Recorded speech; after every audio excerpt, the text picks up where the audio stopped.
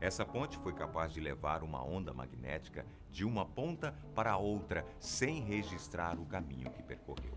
É como se por um instante a energia magnética ficasse invisível e pudesse passar por qualquer dimensão. Se é possível criar isso em laboratório, o que lugares com forças magnéticas proporcionais à força da natureza, que muitas vezes são desconhecidas, não poderiam fazer?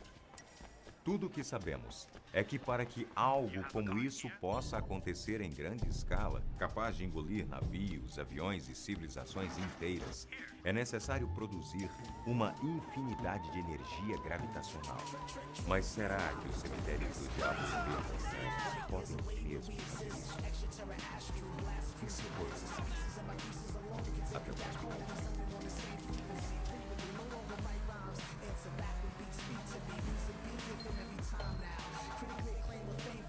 A curiosidade é uma ferramenta tão importante que nós podemos até afirmar que, se não fosse ela, descobrir o que existe por trás dos fenômenos naturais, se mobilizar e desmistificar como funcionam os processos químicos, os ciclos biológicos, a estrutura do universo e o que existe nele. Até podemos estar muito distantes de conseguirmos entender os maiores mistérios dessa vida. Por outro lado, o que já foi descoberto até aqui, sem dúvidas, nos ajudou a entender não somente sobre o mundo, mas também sobre nós mesmos como espécie. Mesmo assim, nós queremos te fazer uma pergunta. Você acredita 100% no que é divulgado pela mídia e o que os cientistas dizem ter descoberto? Nós não sabemos qual foi a sua resposta, mas tem muita gente que não acredita. É por isso que uma teoria da conspiração vem sobrevivendo há muitos anos. Você acredita que a Terra, esse planeta em que nós moramos, é na verdade outro? Acredita que criaturas e um verdadeiro ecossistema podem existir debaixo dos nossos pés? E se for verdade?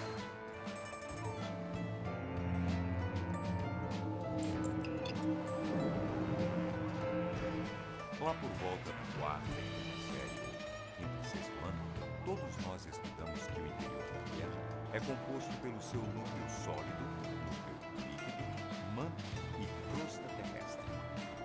Você se lembra disso? Pois é, mas apesar desses dados serem considerados reais e oficiais, a verdade é que nós, seres humanos, nunca tivemos acesso a essas camadas. Para vocês terem uma ideia, o buraco mais profundo já escavado na Terra foi feito pela antiga União Soviética, na década de 70. Nós, atualmente, e de modo geral, sabemos mais sobre algumas galáxias distantes do que sobre o que existe aqui, dentro do nosso planeta. Então imagina só, algumas décadas atrás. O objetivo de escavar um poço tão profundo como este era exatamente o de descobrir o que existia debaixo dos nossos pés. Até porque, cientificamente falando, eles ainda não tinham nenhuma previsão do que realmente existia ou deixava de existir. Esse buraco, que foi aberto apenas para ser fonte de estudos, recebeu o nome de Poço Superprofundo de Kola e fica localizado na atual Rússia.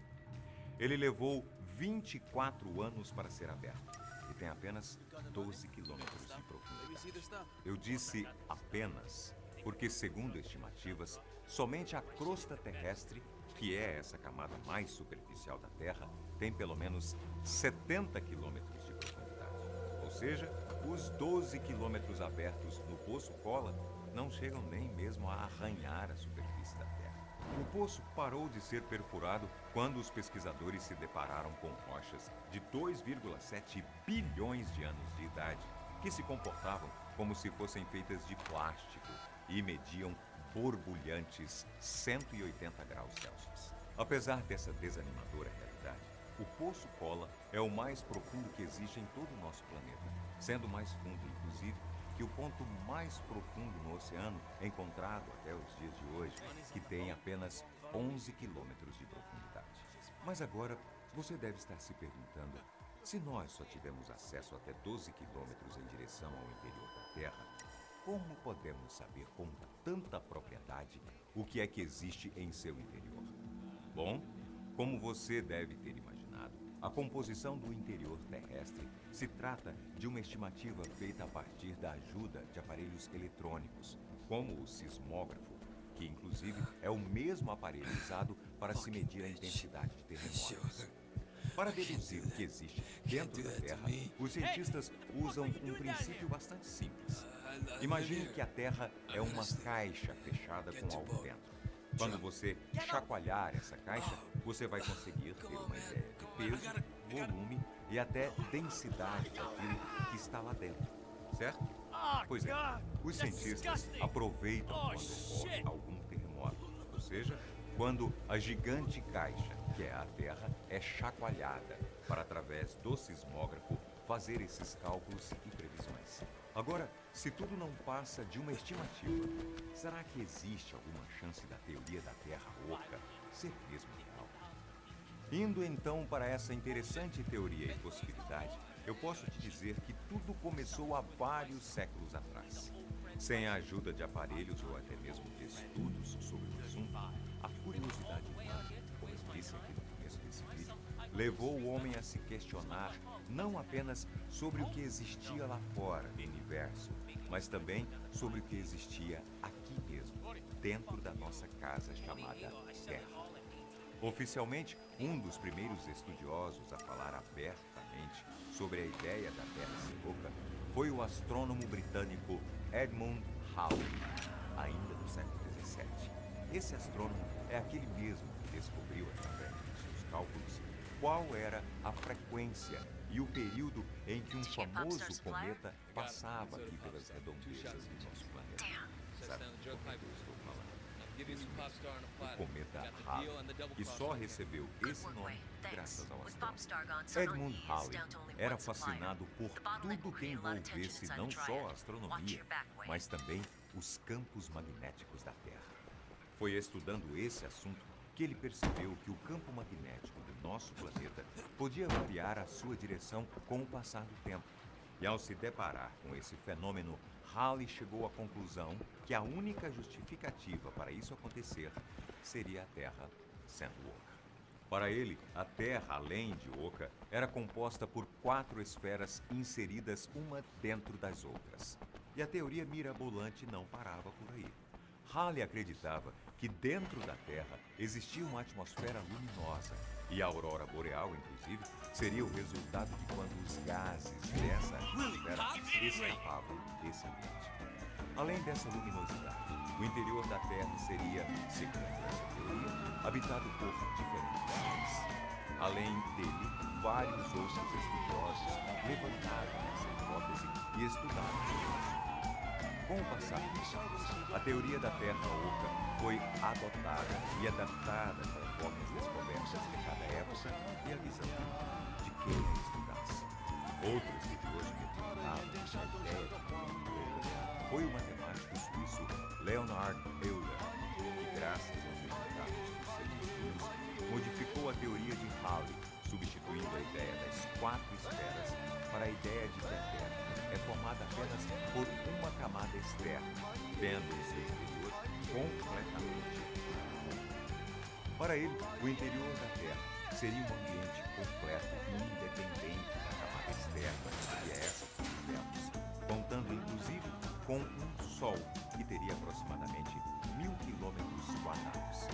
Esse Sol seria o responsável não só por iluminar, mas também em oferecer calor, que seria fundamental para a manutenção da vida que existe. Algum tempo depois, um oficial do exército chamado John Cleves Sykes propôs que a Terra, além de oca e habitável em seu interior, era também aberta unicamente em seus 2 polos, o polo sul e norte. Para ele, existiam 2 buracos de aproximadamente 6.500 e 9.700 quilômetros de diâmetro, tanto na Antártida quanto no Polo Norte. Esses buracos seriam a única passagem entre o mundo interno e o mundo externo.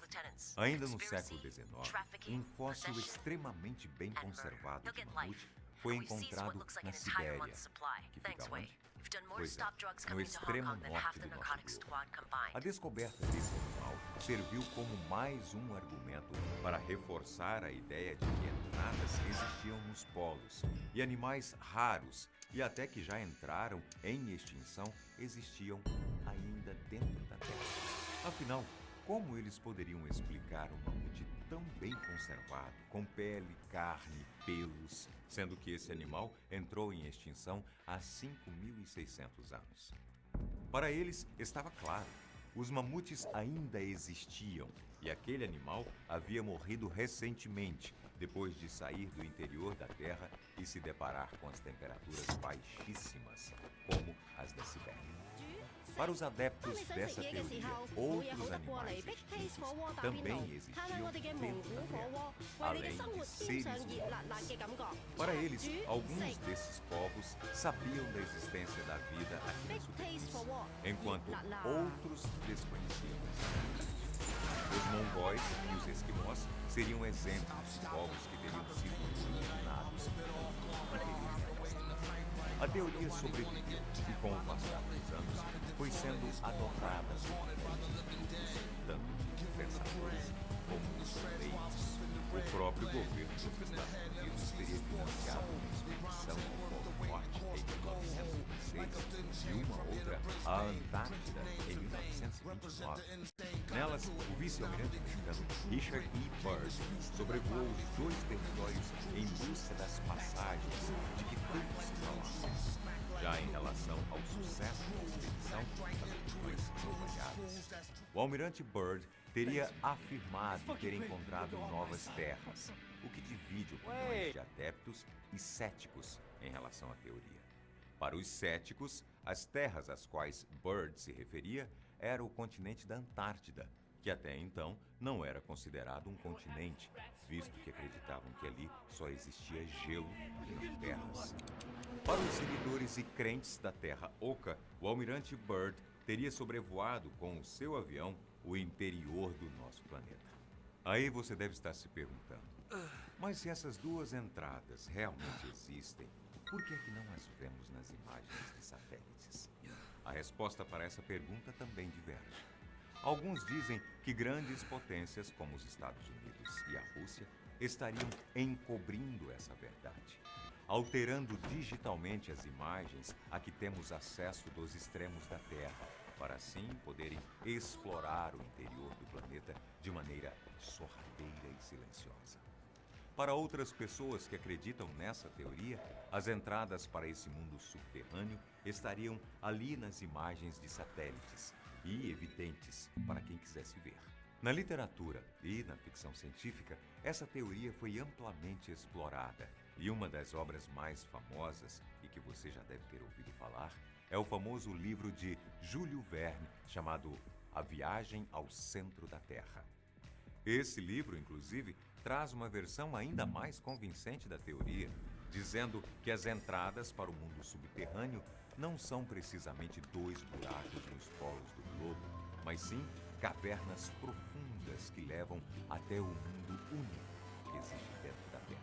Essa obra, por sinal, foi adaptada várias vezes para o cinema. Mas e para você que está me assistindo aí em casa? Existe alguma possibilidade de Terra encontrar com esse submundo? Será mesmo que a vida só existe aqui na crosta terrestre e em mais nenhum lugar? Bem, nós queremos ver essas perguntas respondidas por vocês aqui embaixo nos comentários. Até porque...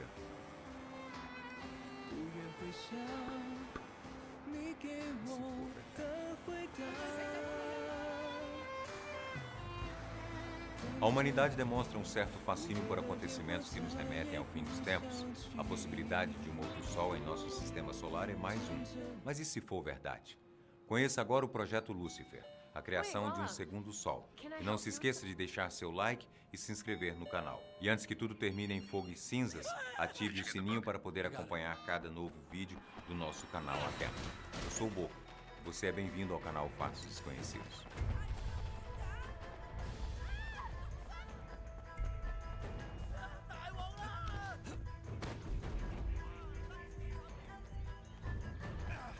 No dia 15 de setembro de 2017, a sonda espacial Cassini foi desativada e lançada para dentro de Saturno, o planeta gasoso.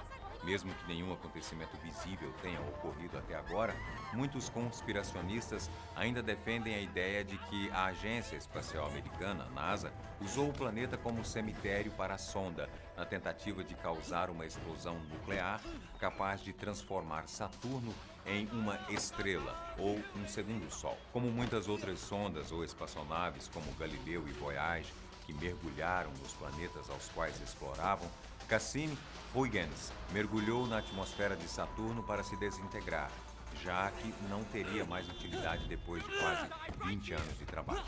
Baseados na série de 2010, Uma Odisseia no Espaço, na qual um monolito que orbitava ao redor de Júpiter entra na atmosfera do planeta, fazendo com que ele comece a condensar, transformando-se em um Sol. Com isso, as luas de Júpiter transformaram-se em planetas capazes de serem habitados. Por isso, os terráqueos dão o nome de Lúcifer a este segundo Sol, que em latim quer dizer aquele que faz luz. A entrada de Cassini na atmosfera de Saturno seria capaz de concretizar a ficção da segunda parte de Uma Odisseia no Espaço? Há uma divisão de opiniões quanto a isso. Saturno é conhecido como uma estrela falida e não teria massa suficiente para provocar tal reação. Alguns físicos afirmam que seria possível transformar o planeta em uma estrela com o choque da sonda espacial em seu interior, e ainda alertam sobre os perigos que isso representaria para a vida na Terra. Um outro Sol poderia devastar o nosso planeta. Existem também aqueles que afirmam que o objetivo da NASA seria transformar Saturno ou Júpiter em uma estrela como o Sol, e o mergulho de Cassini seria a primeira tentativa. A NASA não confirma tais afirmações, mas explicou que o enterro da sonda se deu dessa forma para evitar uma contaminação por possíveis bactérias terrestres em alguma das luas de Saturno, caso colidisse com ela, bem como foi feito com Galileu em 2003. Assim, a carga de Plutão também seria totalmente destruída, evitando danos para o planeta. Cassini foi lançada ao espaço em 1997 e viajou por 7 anos até chegar ao seu destino. No meio da viagem, ela orbitou pela Terra e também ao redor de Vênus para ganhar velocidade ao usar o campo gravitacional dos planetas e seguir com sua missão. Entre suas várias descobertas estão as luas ou satélites naturais de Saturno, das quais não se tinha notícia da existência até então. Além de encontrar água em estado líquido no satélite Enceladus e lagos em Titã. Para uma viagem tão longa, a sonda precisava de energia extra, pois, ao contrário de outras, não seria possível que funcionasse com energia solar devido à distância de Saturno em relação ao Sol. Por isso foi alimentada por RTG, sigla para gerador termoelétrico de radioisótopo, em inglês, e nesse caso consistia em 73 libras ou aproximadamente 33 quilos de plutônio 238. A sonda Galileu, que cumpriu missão em Júpiter, também foi equipada com plutônio. Foram um pouco mais de 7 quilos e ao final de sua missão foi lançada na atmosfera de Júpiter, mas nada aconteceu. Como a quantidade de plutônio na Cassini é bem maior que em Galileu, isso poderia causar a explosão termonuclear necessária para transformar Saturno em Sol. O plutônio é uma fonte de energia radioativa e, segundo teóricos da conspiração, a NASA sabe muito bem o que pode acontecer a partir do momento em que Cassini adentrar o planeta gasoso e sofrer as consequências da pressão contida nele. Além disso, acreditam que a Agência Espacial Americana age juntamente com Illuminatis e maçons nessa missão. Para eles, a sonda detonaria como uma bomba nuclear e iniciaria a fusão nuclear que criaria o segundo Sol. Porém, a presença de outro Sol em nosso sistema mataria milhares de seres vivos na Terra devido ao grande influxo de radiação da nova estrela. Mas o fim da vida na Terra não seria o fim da vida de modo geral. O novo Sol tornaria o satélite de Saturno, Titã, habitável e abrigar novas civilizações. Dizem que o mesmo foi tentado com a sonda Galileu, mas que por não ter resultado em nada, Cassini é a mais recente tentativa. Isso ficou mais evidente para os conspiracionistas após a missão ser estendida em 2010 para ficar na órbita de Saturno por mais 2 anos. Antes mesmo de Galileu ser lançada em Júpiter, falava-se na hipotética ideia da NASA de provocar uma explosão dentro do planeta também gasoso. Mas há análises que mostram que isso não seria possível nem com Júpiter nem com Saturno, pois os geradores termoelétricos RTGs constituem-se num projeto que não permitiria isso. Já se passaram 8 anos desde a morte da sonda Galileu e nada aconteceu a Júpiter por causa dela. Mas mesmo assim, os conspiracionistas acreditam que isso só quer dizer que o plano da NASA falhou e que Cassini é a esperança de que algo funcione. Bem, eles podem não estar tão errados assim, pois foi descoberta uma mancha em Júpiter um mês após a explosão de Galileu. A informação causou um alvoroço nas mídias pelo mundo, mas desapareceu antes que uma observação mais profunda fosse feita. Algumas análises observaram que a mancha poderia ter sido causada por uma característica atmosférica dinâmica de curta duração ou que tratava-se apenas da sombra de uma das luas de Júpiter. Outros apontaram para o fato de que a tal mancha seria resultado da explosão nuclear de Galileu no interior do planeta que subiu para a superfície um mês depois. Especialistas afirmaram que a mancha não veio de Galileu e que a detonação nuclear era impossível, bem como também não é possível com a sonda Cassini.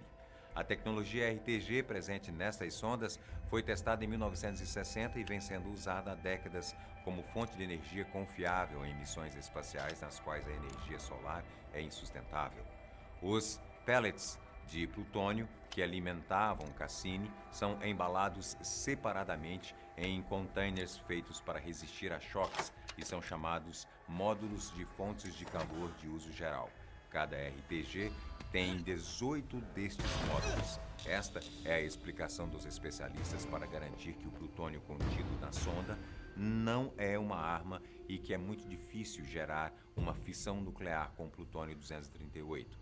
Para esta finalidade, utiliza-se o 239. Assim, explica-se que Cassini simplesmente se desintegrou totalmente antes mesmo de pegar fogo ao atingir em alta velocidade a atmosfera de Saturno, como acontece com qualquer objeto espacial.